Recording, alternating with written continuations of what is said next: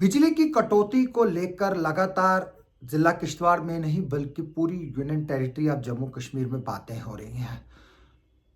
पिछले चंद हफ्तों से किश्तवाड़ में भी लगातार बिजली की कटेलमेंट हो रही है और लोग इस पर कमेंट्स भी कर रहे हैं और सवालात भी उठा रहे हैं। लेकिन क्या रिस्पॉन्सिबिलिटी सिर्फ हम जो पावर डेवलपमेंट डिपार्टमेंट है, जिसको आज Jammu Kashmir power development corporation limited के नाम से जाना जाता है, यहाँ हम भी इसके लिए जिम्मेवार हैं?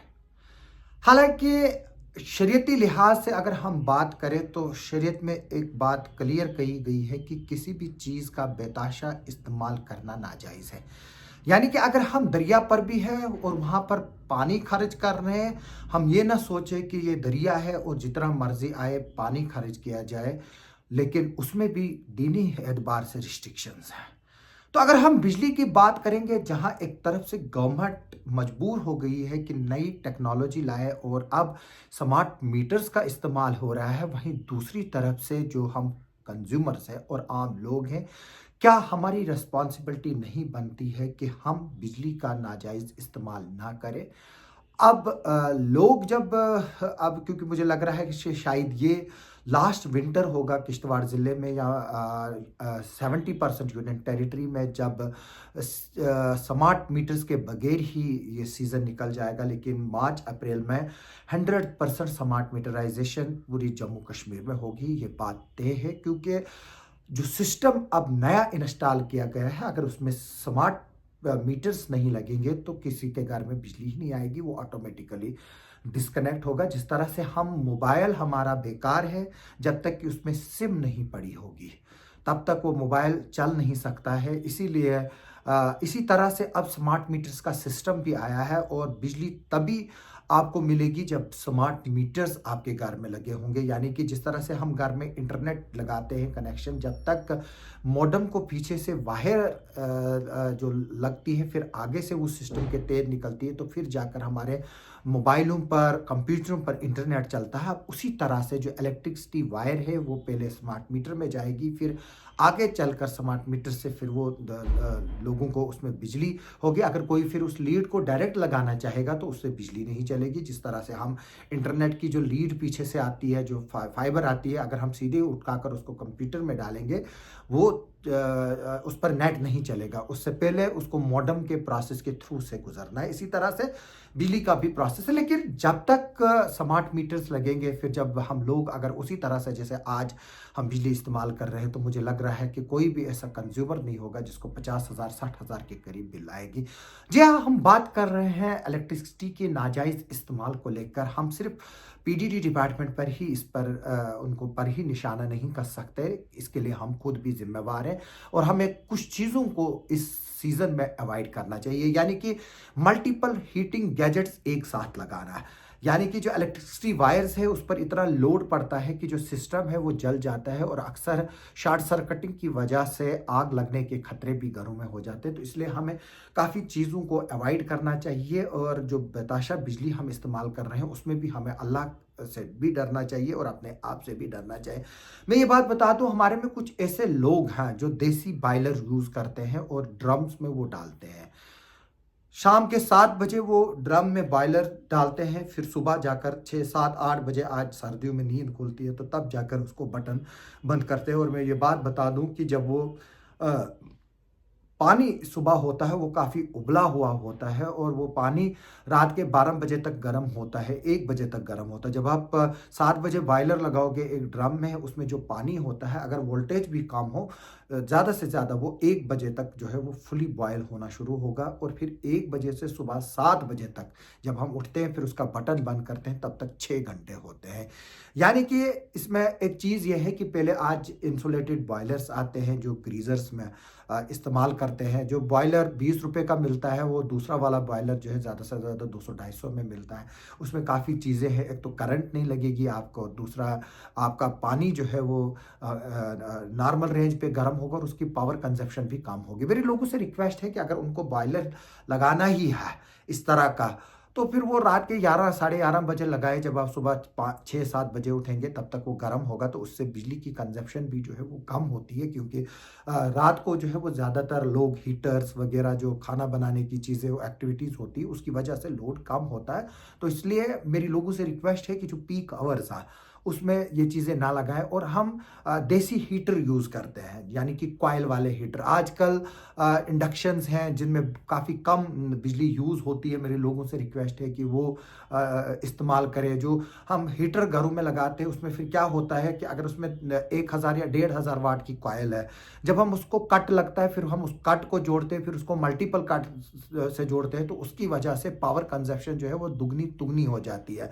तो उससे भी जो है वो सिस्टम पर लोड पड़ता है। और हम दूसरी बात ये भी हमने देखी है कि हम अगर कमरे में 4 जने बैठे हैं तो 4 कन्वेक्टर लोगों ने लिए होंगे। आज छोटे छोटे से कन्वेक्टर से उनको लगाते हैं, तो जिसकी वजह से लोड जो है वो काफ़ी पड़ता है सिस्टम पर। इससे बेहतर ये नहीं है कि हम पानी की गर्म बोतल का इस्तेमाल करें, ताकि एक तरह से वो आसान चीज़ है कि जो वाटर बॉटल है, हम आगे चलकर लोगों को इसके बारे में सोचना पड़ेगा, क्योंकि वाटर बॉटल 450 की आपको मिलेगी, और अगर आप पानी गर्म करने में 5 या 10 मिनट लगते हैं, तो अगर आप एक बड़ा पतीला गर्म करोगे उससे 4-5 बॉटल्स जो है वो भरी जा सकती है, हॉट वाटर बॉटल की, जो 8-10 घंटे तक गर्म रहती है। तो अगर उसके बदले आप कन्वेक्टर या कोई इलेक्ट्रिक इक्विपमेंट लगाते हैं, तो जब स्मार्ट मीटर पर आप देखोगे तो उसका महीने का बिल जो है वो 20-30 हज़ार रुपये आपका आएगा। तो ये चीज़ें आगे चलकर लोग जो है वो उनको साथ एडजस्ट होने की बात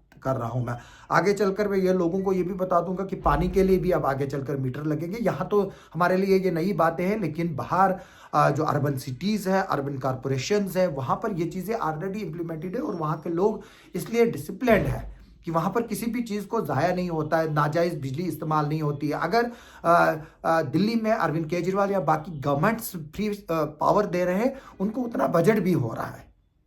यहाँ पर हम देख रहे हैं 7-8 हज़ार करोड़ की जो है वो बिजली चोरी हो रही है साल में। पावर कंजप्शन ज़्यादा है, पावर रेवेन्यू कलेक्शन काम है। अगर कल को स्टेट को वो सारा रिकवर्ड होता है, जो लॉसेस होते हैं वो 2000 करोड़ की, जहां पर उनको 7000 करोड़ नुकसान होता है, अगर वो 2000 करोड़ की फ्री बिजली लोगों को देंगे फिर भी 5000 करोड़ बचता है। तो इसलिए मेरी लोगों से अपील है कि वो इलेक्ट्रिक अप्लायंस का खास इस्तेमाल जो है वो करे, और नाजायज़ इस्तेमाल ना करे, और वो इलेक्ट्रिक अप्लायंसेस यूज़ करे जिनमें पावर कंजप्शन कम हो, खासतौर पर इलेक्ट्रिक गीज़र जो ऑटो कट गीज़र हो। तो आज हर घर में मॉडर्न बाथरूम्स हैं, तो ज़रूरी थोड़ा है कि आप ड्रम्स लगाओगे। चलो अगर कोई ड्रम भी लगाता है तो उसमें जो इंसुलेटेड वाला जो बॉयलर जिसको कहते हैं, जो ग्रीजर्स में लगता है, वो वाला लगाए, और कोशिश करें कि उसमें ऑटो कट भी लगाए। साथ में 250-300-400 रुपये का ऑटो कट मिलता है। तो लेकिन हमारी रिस्पॉन्सिबिलिटी बनती है कि हम भी सिस्टम में जो है वो साथ दें। अगर ये चीज़ें हम करेंगे जो मैं ये बता रहा हूँ, तो जाहिर से तौर से बात है कि जो कटेलमेंट इस वक्त 6-8 घंटे हो रही है, जो मुझे डिफरेंट एरिया से कोई बोल रहा है 4 घंटे की हमारे एरिया में, और कोई बोल रहा है 6 घंटे की हो रहा है, कोई 8 घंटे की हो रही है, क्योंकि इस पर ऑफिशियल स्टेटमेंट मेरे पास नहीं है कि एक्चुअली कितनी हो रही है।